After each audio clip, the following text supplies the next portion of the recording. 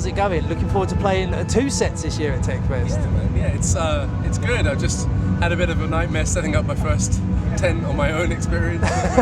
I'm really looking forward to the Plini set. Everything's set in stone. Rehearsals have been going great. The Monument set on Sunday will be a lot of fun as well. Yeah. So how did the sort of the Plini collaboration how did that sort of come about? Like you playing? He got in contact with me over Facebook. He hit me up just saying, look, if I come over and do TechFest, would you be interested? And I was like, of course, let's do it, make it happen. So, he took care of the logistics of it. I helped him out, got the rehearsal space booked and everything, made sure it all, went to plan, and it's just sort of made itself happen. It's like, yeah, because you guys have got some like. Certainly some family history, not interconnected family, but well, it's just pure chance that his family's Polish as well, and there's some ancestors, like my I think it's like my grandpa's cousin knows his grandma or something like that, and it's all through ties from World War II. So it's another one of these things that if history hadn't gone the way it had gone, like that connection wouldn't have been made. Not that it like enabled anything. It was just one of these things. It was sure. Like, yeah. All the people to know all the people in the world, for them to know each other. Yeah, it's quite bizarre, isn't it? Yeah. So obviously it's very sort of divergent type of music from the stuff that you play with Monuments, you know what I mean? Yeah. And obviously you have quite a varied repertoire with all the covers that you record on YouTube and stuff like that. What would you say is the style that speaks most directly to how you like to play? I think I'm pretty much landing in it now with this. It's in the fusion stuff. I don't listen to much metal anymore. I don't have the energy for the heavy stuff really. Just doing the huge metal thing for a long time. It's it's a lot of energy that's kind of gone over the years, and I think I'm finding just so much happiness in playing this style, especially his stuff. It's just it's open. There's solos. There's fun. It's just really musical, really fun like that. I'm kind of in my. I feel like I'm in my new home sort of thing.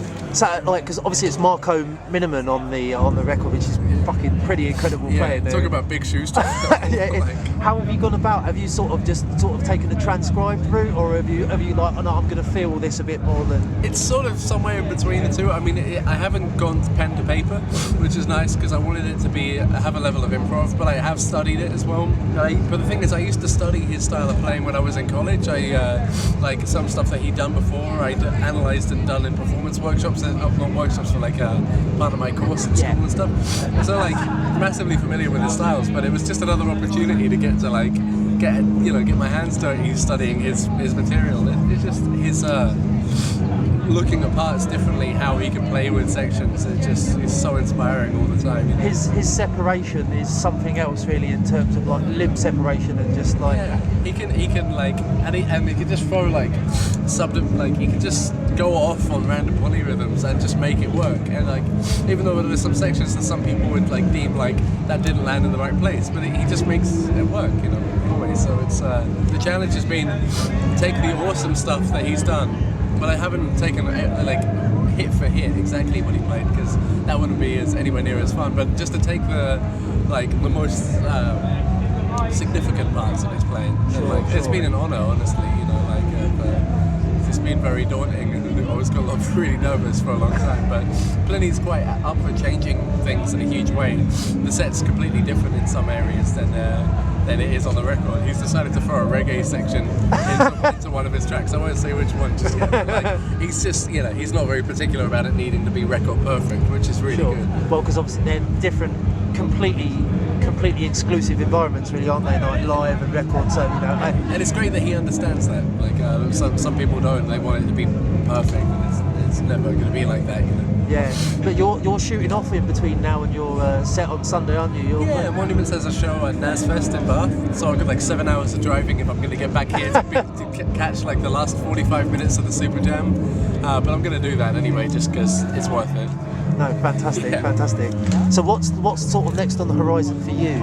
It's pretty open, honestly. Like there'll be a lot of relaxing. There'll be a lot of some writing. There's some stuff I'm working on, which I'll getting my hands dirty with piano again. And oh really? They're doing some writing with Jakob actually from the Spurs, and we're making up something that will hopefully become either an EP or an album. Depends on how the material works. Yeah. A bit of a collaborative effort. I don't know whether or not it'll take off live or anything, but it's just.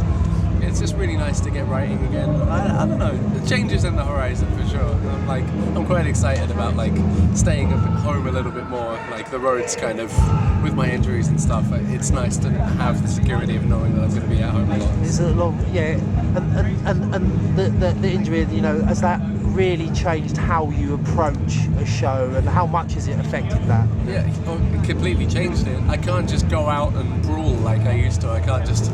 It used to be like nothing mattered except I just had to go out and play the shows. And just, you know, it was just amazing to be able to do it. I felt like, you know, I'd be letting the team down if I didn't go out and do it. But now it's more like I've really got to assess like each show and each tour and like go.